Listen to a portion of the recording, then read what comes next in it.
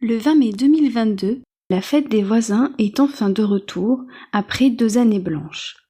Cette fête consiste à rapprocher les habitants d'un même quartier ou d'un même immeuble afin de partager un moment de convivialité, en général un apéritif ou un repas, pour mieux se connaître et renforcer la solidarité.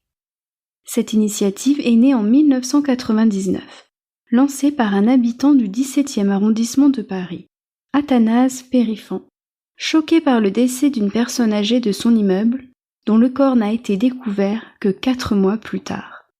Et malheureusement, ce phénomène est loin d'être isolé, en raison de l'individualisme et de la solitude qui règnent dans les grandes villes. Afin d'y remédier, Athanase Périfan a donc décidé d'organiser la fête des voisins et de recréer du lien social pour lutter contre l'exclusion et l'isolement. Bien sûr, il y avait déjà eu des événements similaires, que ce soit en ville ou à la campagne, avec des repas ou des fêtes de quartier. Mais c'est l'initiative d'Athanase Périfan qui a réussi à s'institutionnaliser grâce au soutien des mairies, des bailleurs sociaux et des associations locales. Cette initiative a pris de l'ampleur et a dépassé les frontières.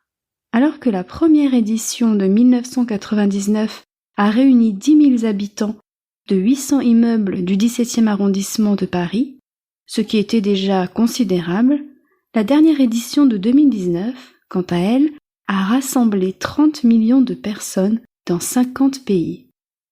À présent, voici quelques conseils si vous souhaitez vous aussi organiser la fête des voisins. Conseil numéro 1. Faites connaître la fête des voisins. Parlez-en autour de vous. Collez des affiches et n'hésitez pas à utiliser les réseaux sociaux.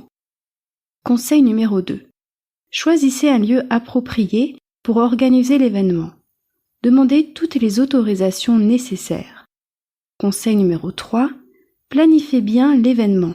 Répartissez les tâches, préparez le matériel, sièges, tables, etc. Conseil numéro 4. Préparez des plats variés qui plairont à tous les goûts.